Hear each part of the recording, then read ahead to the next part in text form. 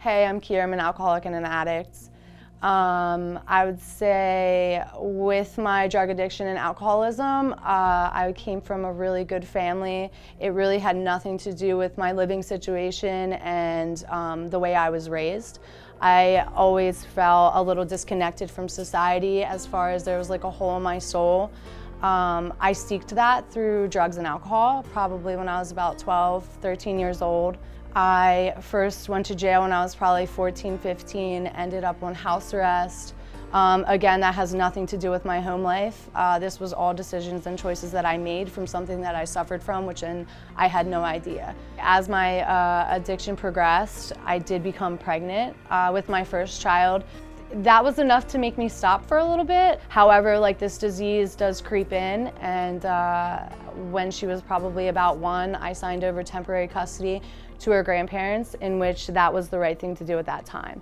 I couldn't provide for her, I couldn't provide for myself. I was of no use to any people in my life at that point, and that was like a big thing I had to accept. So after that point, I then became like probably the worst that I've ever been, where homelessness was a thing, robbing people. I did go to jail for a burglary. One of the things that I remember of that point is like having to call my daughter and, you know, saying like Merry Christmas. I then got pregnant with my second child. I was on probation still from the burglary. It was supposed to be a 2-year tail. It ended up in 8 because that's where my addiction leads me, and I can't stay sober to save my life without a solution. So I did relapse while I was pregnant with her. I had to get on methadone, and you know, that was like one of the hardest experiences of my life. It stabilized me. It allowed me to get shared legal custody of my oldest daughter. I was able to maintain and stabilize on that. And you know, I did have a healthy baby at the end of it when I did give birth to her.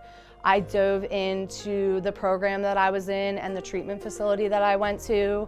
The willingness and determination that I had at that point is exactly what I needed. I was taught along all of the journey that I experienced that, you know, there is a 12-step program, there is a solution out there for people like me. I now manage one of the recovery houses. I'm actually the women's program director, which is a beautiful experience in itself, helping new women come in and just keeping it green as far as like where I've came from, what it was like and what it's like now, and giving the little bit of hope that is behind that, of like that anybody can do this is possible. I feel like if it wasn't for the people believing in me and keeping the faith, like I don't know where I would be, because at that point, like I didn't believe in myself. I thought I was doomed. I thought I was gonna die that way, and there was like just another plan for me.